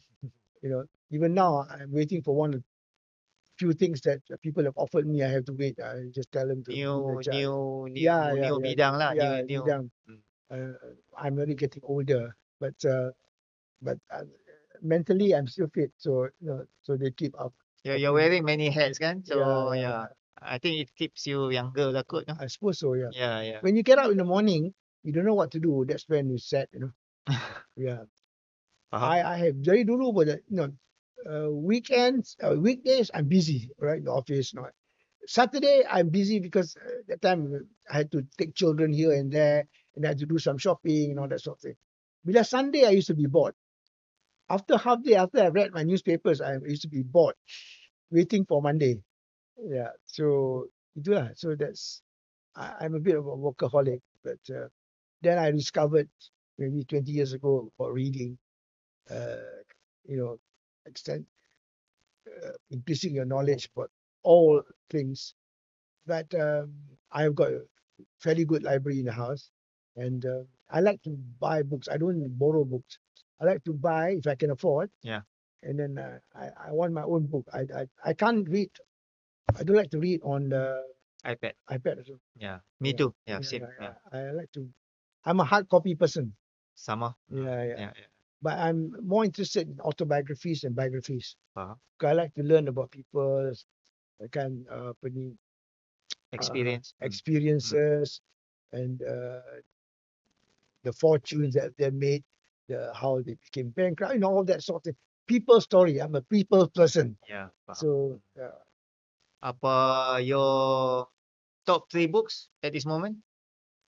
at this moment, I'm reading Putin. Yeah. Okay. Yeah. Interesting. That thick. Bulan puasa, after I read the Quran, I read the Quran a bit for half an hour after sahur. Yeah. I read Putin for about 45 minutes. It's very interesting. He's an interesting man. Yeah. Former KGB. How did he get to where he is now? It's also very interesting. I'm halfway through. I'll let you know when I finish. Oh no. And I've got all biographies and autobiographies like Tan Sri Azizan, Petronas Tun Azizan. Yeah. Many about people.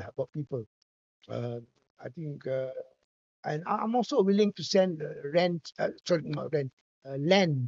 to my friends when they come. Can I borrow that? I like to lend people book so that some of them don't return. It's a problem, but most of them return. Yeah. Is a macam your book club lah. Yeah. A small book club. Only certain people are allowed to come down to my library. Faham. Yeah. Faham. Yeah, your inner circle lah. Yeah. Okay. Oh, that's your new not new hobby lah, 20 years back kan. So I think it's good. Yeah, that's right. So talking about Penang, etc. Do you have any restaurants that you favor? Well, tempat makan, maybe makan cendol ke, ataupun spa sembuh ke, apa ke, etc. I'm not a very hawker person lah, kan. Okay, faham. Yeah. I like pasubor, mi goreng mama and all that, but it's certain times. But I'm also a cook. I can cook European food. Yeah, I read it somewhere. Yeah. I cook Italian food and all that. So apa yang Datuk Seri kira your signature dish lah kalau you cook for your loved one? I will cook lamb shank. Lamb shank? Yeah, lamb shank. Last night I cooked lamb stew. Lamb stew, yeah. That is traditional English. Yeah. I do good roast chicken. Oh. I do pasta. I do spaghetti. I think some of my friends have tasted my food, right? I cook with passion, because it's cook. You can learn recipe, but kalau you tak ada skill, you have to have the gift of cooking. Right? You have to have the gift. I picked it up from my grandmother because as a child, I was not allowed to go to the kitchen. My mother found us in the kitchen with the maids disturbing the maid. We all get in trouble. Pasal That's the discipline. The kitchen, boys especially, you're not supposed to be in the kitchen. Okay. Right? You go to the dining room when you eat. So very disciplined. When I arrived in England, I didn't know how to cook rice. I didn't know how to cook rice. I had to, the first 4 times I cook rice, tak boleh jadi. Lembai Jadi bubuk, jadi kering, jadi kerak lah.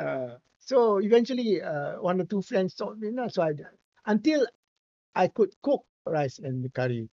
First curry, I remember I put one whole carton of milk, become macam soup. Soupy ya. Yeah. So, because when you live on your own, you have to learn all that. Learn by heart lah, no? Learn by practice lah. Yeah. Sini pun, in fact, I don't follow recipe. I watch TV and all that. Then I improvise and then create a bit more and add a bit more. Kan? So very simple. Cooking is got to cook with your heart. Cook Yeah. your heart. Ya, betul. Yeah. Betul.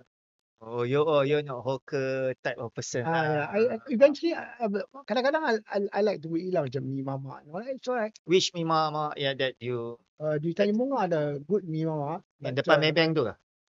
Yeah. No, Maybank. Bukan Maybank. On the other side of the road. Ada dekat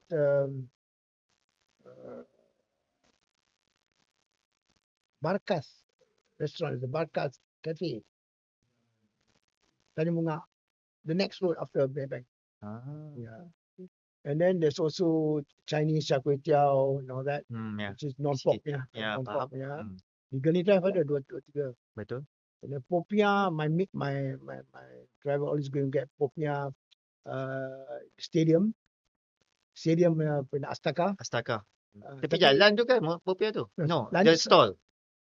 Dulu dia jual dari kereta. Dia Hmm. punya cart, Cart, yeah. motorcycle. Hmm. But now I heard he's got a stall. Stall there. Yeah, the popiah basah. Oh, Only after 2 o'clock. okay. Yeah. And then those things I'm not very particular eater. Yeah, that I eat to move around, to get a bit of energy, but I'm not a compulsive eater lah. Not a foodie lah per se. Not- You cook lah kan. Yeah. When you cook, you can't eat, no? Faham? Yeah, you cook, you don't have appetite to keep. I think the mother yang cook dia tak akan makan dia punya dishes. yeah. After a while then everybody finish then yeah. Same lah with everyone cook no, I think so. So in the evenings, I don't really eat any rice. I only have rice for 3 times a week. So petang-petang like last night we did stew. Normally is my maid will do a soup, chicken soup or beef soup, and then makan dengan toast. Yeah, at night because I like dinner is better. I sleep better. This is over the last few years. When we stopped eating rice, at night.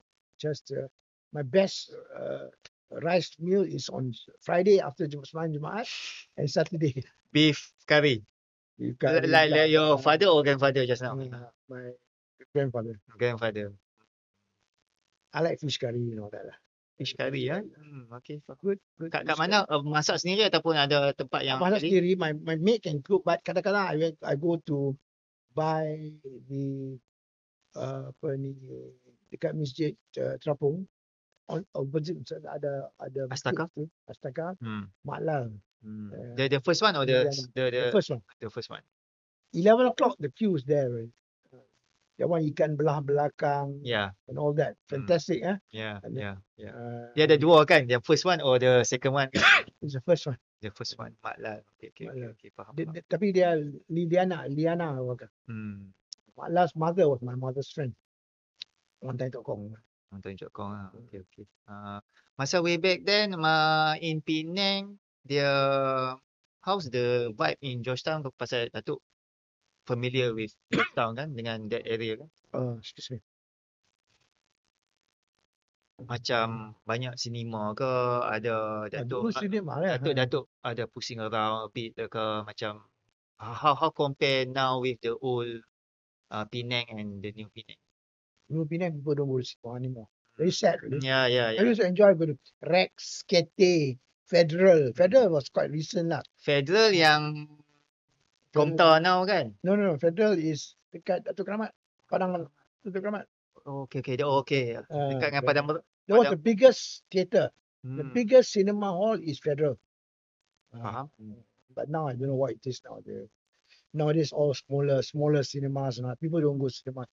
I watch not Netflix all the time now. So I remember Rex. Rex now jadi Mekio. ah, Lepas tu KT now is Maidin, Maidin. Odeon, Odeon now one of the club dah kan. Federal yang dekat Padang Brown tu Padang kan. Brown, Lido, Lido Lido's New Park, New Park. Lido, Oh, Royal, Royal. Great World Park tu, Great World Park. Royal is now in Komta lah. Yang kat Royal belakang Komtar jadi hotel tu kan. Tapi they left the facade kot if I'm not mistaken. Yeah, something like that. Yeah. So there's also a cinema in Aitang called Glory. Oh, Glory. Glory. Oh. At the roundabout. Aha. There's a Glory there. Now jadi restoran ke apa ke? No more. No more dah. The building is gone, but Okay. there was a Glory. Glory, Lido. Lido is another one. No aircon. Kat Lido, mana? New Park. Oh, New Park. Bila nak start tu ada fan semua. Bila nak start gambar tu dia orang tarik window, close the window. Faham. That's Lido. I remember masa yang Komtar tu, yang kat corner yang 3 simpang tu kan, ada now the Jejan 4 tu. Belah kanan lah ni tempat parking. Dulu ada satu cinema. Macam tu lah Datuk kata. Yeah. Dia Paramount ke? The Paramount and Royal. All gambar Hindustan. Gambar Tamil and Hindustan. Royal was Hindustan. Kipas big large fan kan. Mana ada aircon dulu kan. My time ada still around. Rex. My father bawa pergi Rex.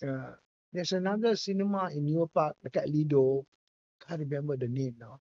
Where there are two types of ticket now. One is sitting and the other one is standing at the side. Yeah, standing at the side. Cheaper lagi lah. Cheaper lagi. Yeah. And it's open air lah, you know. I mean, ada roof tapi, you know, you only fans. I remember, you can't afford, you buy the standing ticket. Macam-macam tu. Yeah. That was all in New Park. Yeah, Penang way back then is like my time also. I still remember We were vividly. advanced. We were more advanced than KL. Yeah. We were more Banyak advanced. cinema kan dalam Penang. Dalam Georgetown saja. Yeah. So dulu you remember that area of Komtar dulu apa dia orang tu just to if you remember lah. No, Great World Park was there. Great World Park. New Park was in Bum Road. Yeah. Great World Park. There was this kereta Berto and all that. So Ferris wheel and all that. That's part The of Komtar now. And then of course there's a lot of shop houses and all that around it. Ada macam perumahan something kat situ juga kan? Ada macam taman at the back there, the one that I read. Saw a picture. That's right. It was not a built-up area. Betul. Only the Penang Road, all the fire station and all that. Fire station now gamar. And then the hotel in the corner, but now it's gone. Gone. And then parking lot. So that's very sad lah. That was the phase that there are shops that are still around. Kek Seng is in Penang Road. And it's still got the best durian ice cream. Still. They said that they still have not been, but they said dua stall, and there's a laksa stall outside where you can eat laksa, and they have curry puffs, beef curry puffs, and all that. There's places like Wing Lok, Kwan Lok, TikTok. TikTok is in the Pulau Tikus. Those were Hainanese restaurants. Selling chicken chop. Mami, chicken chop. And all that. Which my parents used to take us there. Memang halal pun. Lani, they put religion into everything. Makes it all so difficult. So masa pergi ke London tu, Datuk memang naik kapal terbang lah. How many hours saja lah. Benda-benda yang kecil-kecil ni saya suka. Naik pada mana? Subang ke Penang ke? KL, from Penang, went to Bangkok, and then took KLM. KLM, to Amsterdam. Dutch kan? Dutch. KLM stopped in, I think, Middle East, somewhere in the Middle East, or Beirut. And then Amsterdam, changed plane to London. How many layover or step over? A few, Yeah, Bangkok just step over for about half a day. They put you in a hotel. Okay. It's a long way lah. Yeah, it's a long way. Yeah. But the one time I came back for holidays, I used a charter flight. Dulu ada baru start of charter flight. Oh. Charter flight from Malaysia Hall. Ramai-ramai lah. Ramai-ramai lah. Ah. All Malaysia lah. Balik raya. Tak, balik nak raya. Something lah. Something lah. Ataupun mengundi. I never bundi until lately. Ouch. Oh, okay. Oh, layover banyak lah Datuk. Dah. Saya Yeah. kenal dengan yang benda orang yang tak cerita kan. Yeah. How about Penang masa tu ada tram and ferry etc.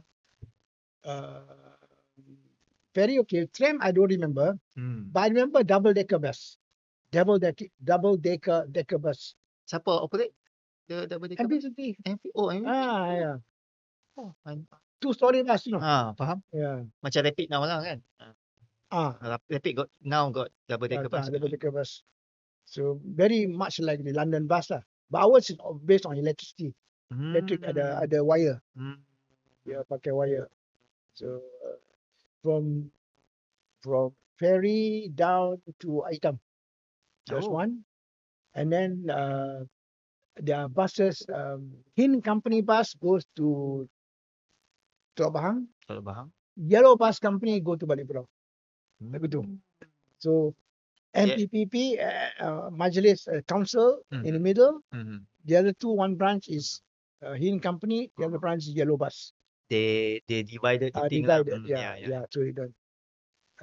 Those are the three main bus routes and bus operators. You know.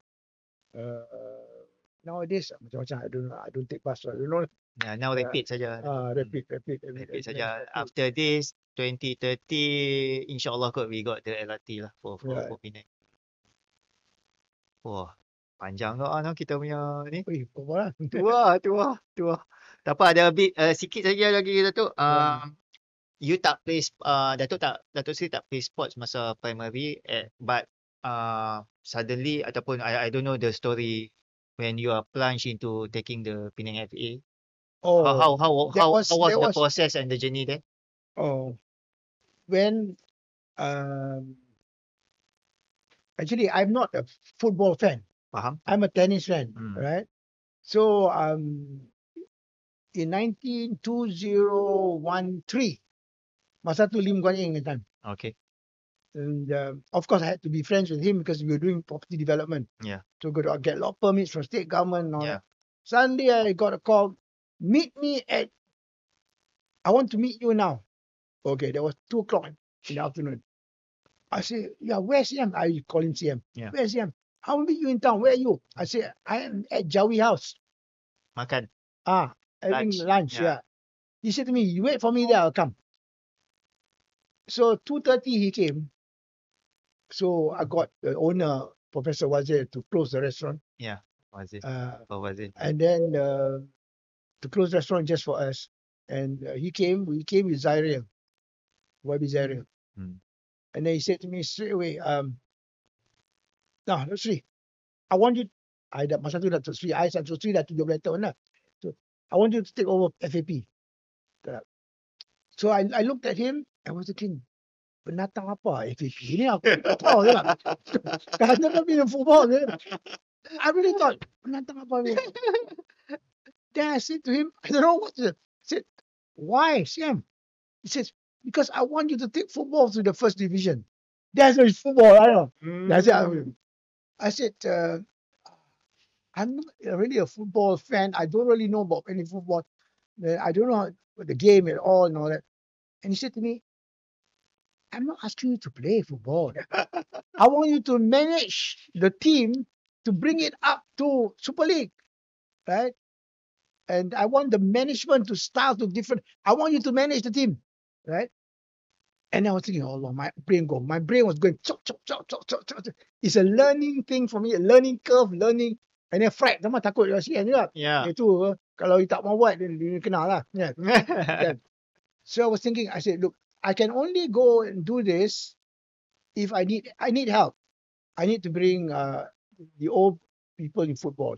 Lawrence Lowe, whose father was president of FAP. I need to bring my friends, Gary Naya, Dr. Gary Naya.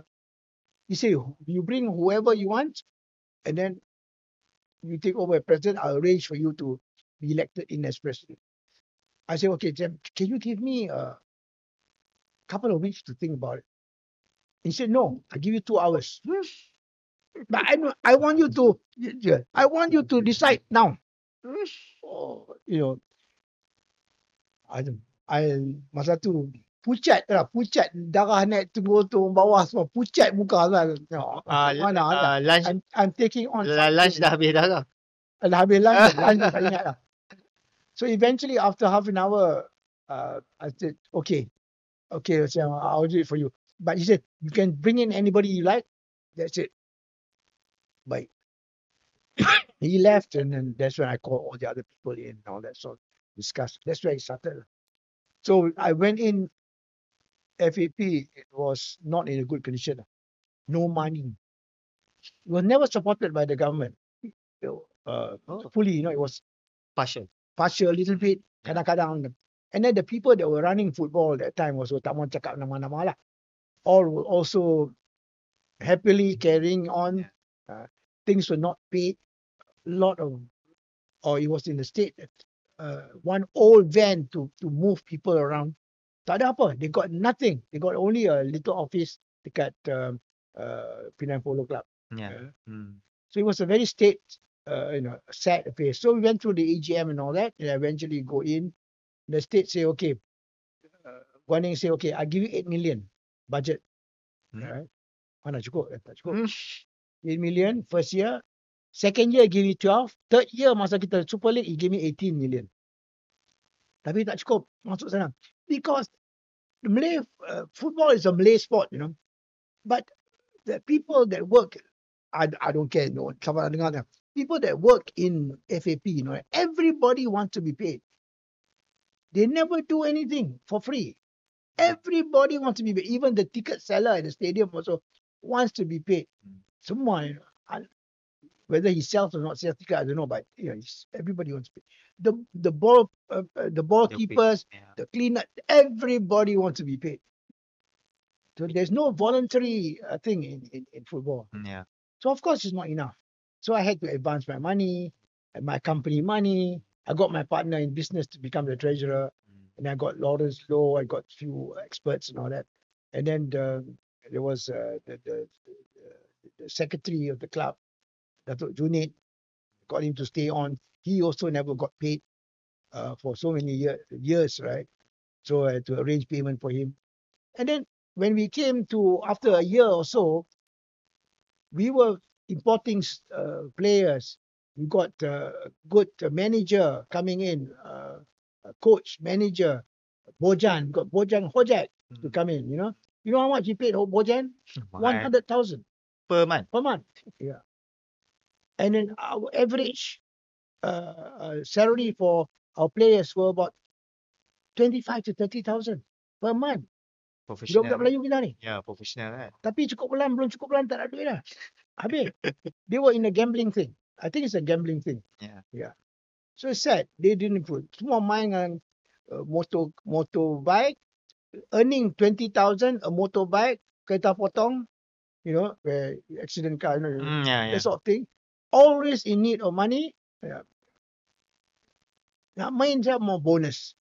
Menang yang mau bonus. Everything, be the salary, so susah. But we manage. And then there's also online gambling and all that involved. So we had to do a lot of things lah. Like, bila ada big football match di Penang, I moved them the night before to a hotel. Yeah. Evergreen Hotel, my friend's hotel. Moving them there. Cut off all the handphones. Do training in the hotel. Physical training in hotel. Bagi makan depa dinner, breakfast, training, heating up, lunch. Then we bought a bus. Police escort. Masuk dalam bus. Straight from the hotel, straight into the bus. They cannot communicate. P Stadium, out, masuk dalam dressing room. That's how we had to control them to excel.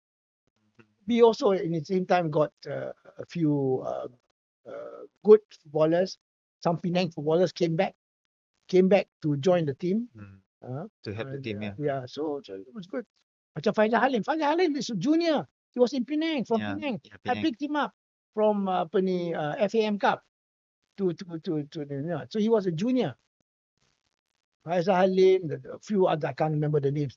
They are now all over ni lah. So we did that. So after 2 years, because Lim Guan Eng said 2 years. After 2 years, I went to see him. I said, look, he said, you are now Super League team. Don't you want to be the chairman of the Super League team? So anyway, I stayed on another year, so 3 years. Then then after that, it was handed over to Zairil. He lasted 6 months. He was another chairman, macam-macam lah. The You know. GM, yeah. Yeah, macam-macam. So that's a But now I must say that now is doing good. They got a good coach, good manager. They're doing well, but the quality of the players are not there lah. performance-wise. Performance-wise, they're working very hard. They're playing very hard. I go to see them once or twice. And the head of FAP now is also close to me, so I turun advice and all that lah. But I don't think I want to invest any more money lah. How many years with FAP? 3 years. Oh, 3 years. Oh, Eventually, 16, I think my company and I got 5-6 million. Money. So, tak cukup. Never cukup. Is a big run kau money. And then collection of a stadium, yeah. you cannot depend on it. Nak bayar untuk hari itu pun tak cukup. Faham. It's a big operation, no? Kalau Big untuk operation. football club no? You Kita got to nampak ya kan. Yeah, you got to pay. You got to pay from security guard to everything. Yeah. And then you got to pay the stadium, lighting, that all sorts of things. And then refreshment for the VIPs and all that sort of thing. Everything got to pay lah. So about money, yeah. A lot of money. I had to take a break from my company for 3 years. Yeah. For that only. I still went to office, but I don't get involved in anything. I just concentrate on running the club. Okay, now I think we nak kena unpack a few things. What is your future plan at this moment? 5 years down the road? I'm already late 70s, so 5 years down the road is a lot. I think we go for year to year. Yeah, year to year. Yeah. What's your current project or future project now? No, I'm still the shareholder or substantial shareholder of Esperance. So eventually, we suffered a bit through COVID, and then after that we invested in a glove company, but it didn't do very well. So we recovered from that. So we are now doing Batu Kawan. We have Batu Kawan. There's 1 or 2 other pieces of land around the island. And we are public listed company, Singapore public listed company. So I want to concentrate. I'm not involved in day-to-day operations, but I'm there, and I've got my charity home. I've got the Children's Protection Society that I run. I'm involved in Penang Scholarship Fund. I'm involved in Jawi Peranakan. I'm involved in a few associations. Those are favorite ones. For the PHT, still you're involved? Penang Heritage Trust. Yeah. I'm a past president. Yeah. In fact, you see the list of things. Yeah. It's a lot lah. It's a lot. Betul. I need to bukan recap lah kan. Unload a few things kan. Macam pengalaman kerja utama, SME Bank, pengurusi. Then ada Aspen Group now, Ivory Properties, Escoy Holdings, That's Camp Resources, Thailand Smelting and Refining. So ada a few sumbangan dalam pembangunan Pulau Pinang. Yang ni patutnya baca first kan. Kita baca at the end lah kan. So kita twist a bit lah kan. So pembangunan hartanah sebagai timbalan pengurusi eksekutif Aspen dan sukan yang tadi kita mention tadi tu. The FAP. And kebajikan pun ada a few macam tadi Datuk cerita lah. A few yang still active I might say. Yeah, whenever lah. Whenever I'm called upon, I you have shared. Macam anak yatim dengan pemenang awal the treasurer before. So to not to end, belum habis lagi tu kan. So if you boleh kembali kepada usia 25 years old, what nasihat yang akan Datuk beri kepada diri sendiri? Just a scenario saja Datuk. I always told my children that success doesn't come to you, right? You have to work. You have to work hard to be successful. Yeah. There's no shortcut to Yeah. success. There is no shortcut to success, and all up to you gather your knowledge, and you have to work hard. That's it. Simple, Yeah, Simple simple. answer. Yeah. No Faham. shortcut. No shortcut.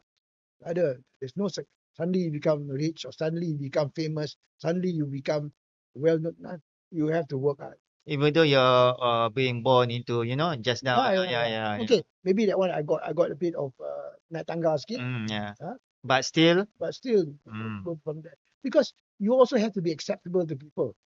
You can't be heroes shock sendiri. betul. Uh, Betul.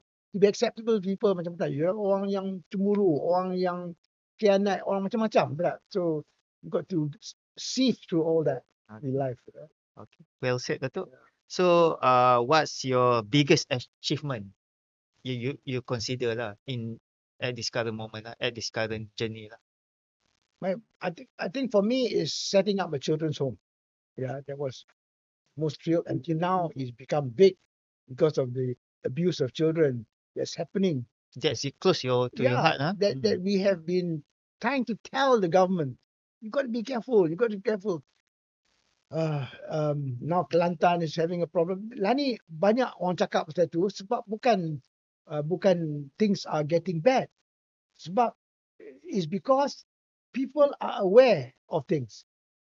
Now we're teaching children how to say no. Yeah. Exposure. Exposure. Education. Say no. Yeah. Got respect my boundary. Yeah. Right, dulu semua ni. And the things that happening in religious school, Tafiz school, Yeah. all sorts of things are happening. It's all coming out in the open. Mm. Therefore, you think, every day ada apa ni, rape, ada tu, ada ni, macam-macam. It's not. It's been happening, but it's not out in the open. Dan ni orang baru berani nak cakap. Betul. Orang nak berani nak cakap, orang berani nak pergi report polis. Because they tahu that there are people protecting our societies, and the government is society. So we work with the police. We work with the police so I form a branch in KL now under Tunku Asra. It is more education to educate the children the limits that they can bear, right? These limits are like adik-beradik juga. Most of the things are done by adik-beradik. Yeah. Close to fathers, the family. uncles, Yeah. Maila duk terlibat, Yeah. and all this holding and all that sort of thing. Just teach them, say, no, you can't touch me like that, right? Betul. Lani children are getting much smarter. So we're doing workshops, we're working with the police. So eventually, I think our children will be smarter and things will be better. But a lot of things hiding in all these religious schools are a lot. Yeah. It's terrible. Yeah. Terrible. So that's your legacy that you want to. Yeah. I think I got my children involved. My daughter is not very active. Mhm. She's now vice chairman in KL. So that one I can take the memory until I pass away. But that's the things that this 32 years ago I started it. Yeah. Yeah. It's been a while also. Yeah. It's been a good fight lah. Yeah. Kan? The rest in business and all that, okay lah, I'm in and I'm out. I went through a lot of things. I did a lot for the state. I was involved in a lot of economic society, industrial society, committee, all that, I worked with the state government in a lot of things. I was chairman of the museum, I was chairman of Penang Heritage Trust. Yeah. So I did my part. I think I did a complete circle of things. Apa yang boleh buat, I've done. Yeah. And not for money, Yeah. for nothing. But I did it out of the love I have for the state. Yeah. That's why like I said in the earlier part kan is man behind the scene kan, so work things around quietly. I don't want to be recognized. I don't have to be recognized. Yeah. But people know me. I walk. Pinang kecil je tu. I walk, people come and talk to me. And then always people say, oh, Sri, apa-apa. Sometimes I don't know them. Faham. But you cannot tell them, siapa? Ni siapa ni? Tak boleh. So you got to pretend that you know them. Okay. Eventually, you know how they know you lah kan. Hmm. By them say, oh dulu saya nampak tu. Oh dulu saya kerja, tolong kita, this is Faham. that. So that's the normal story that I get back. So So apart from tennis, as your hobby right now and reading, ada hobi-hobi yang lain? walking, I like walking. Hmm. So I live on the hill. I do at Bukit Mutiara. Hmm. So it's a lot of walk up the hill, down the hill. So I do that. Hmm. So at that time pun, I just half an hour, I just go for a quick walk and come back. Hmm. So got to keep yourself fit and then jaga makan. I'm not a indulgent person. Yeah, I makan sederhana. Oh, beef tu Datuk dengan tu Makan sikit. sikit je. Quantity. Oh, you masak ya. Yeah, quantity is very important. How much you eat, right? Quality now. So I just take a basic. I'm a moderate eater. Faham, Yeah. faham. Ada kata crave. Oh, nak makan si kandang. I don't have that crave. I don't. Okay. Ada makan. Surprisingly, Yeah. orang Penang tak makan nasi kandang. Yeah. So, Yeah. Yeah. So that's why my friends come and hey, where's the best nasi kandang place? I say I don't know really. If I want to eat, I go to immigration. Oh, that's your favorite. It's Spot. like that one once a month apa. Okay. Faham. Buy nasi setengah, daging satu, bendi dengan cabai. Cabai hijau. Cabai hijau. Very very basic. Oh, that's your spot, huh? Yeah. Okay, now we know. You can have a drink there also, the coffee shop. Yeah. I love their ayam mata kucing kat kedai tu lah. Kedai tepi tu. So kalau Datuk bukan tokoh korporat ataupun took up accounting, do you have any other choices? Actually, I wanted to be an economist. Economist? Ah. Wow. Yeah. Okay. In fact, I wanted to take up economics, but my grade was not good enough, so I had to do accountancy. I didn't get the grade to Faham? go to this college Yeah. that I wanted to. So the second option is accountancy. Okay. Oh. I like economics, but now until now I still do a lot. Nah, Datuk, I think you are in the economics punya ecosystem also lah kan? Yeah. Everything is economics now, is it? Ya, betul. So, All money and sense. Yeah. Okay. So Datuk, terima kasih lah atas podcast yang I think we gone overboard lah kot, no? More than 1 hour kan, Cik Shibli kan? So thank you Datuk for your sharing from the first get go until now. Kita unpack a lot of things. I hope this is not the first session, Datuk. Maybe in future we can talk other things that passionate about you, maybe the child thingy, etc., child protection, etc. Hopefully lah our audience in nanti kita upload this on YouTube and our media social media, everybody can learn a few things. I think a lot of valuable and meaningful things, your journey, etc. Like you mentioned just now, hard work is important lah.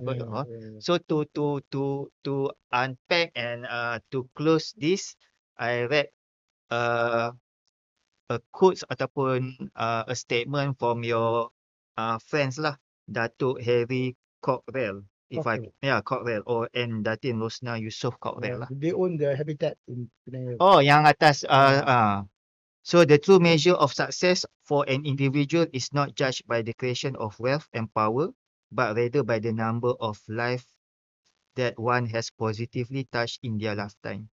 Datuk Seri Nazir Arif is the perfect example of a highly successful individual. Our world needs more caring and sincere people like this wonderful man. That's I end up this podcast for today. Thank you everybody. Thank you very much. Datuk. Terima kasih. Terima kasih semua. Yeah. Okay. Bye-bye. Bye.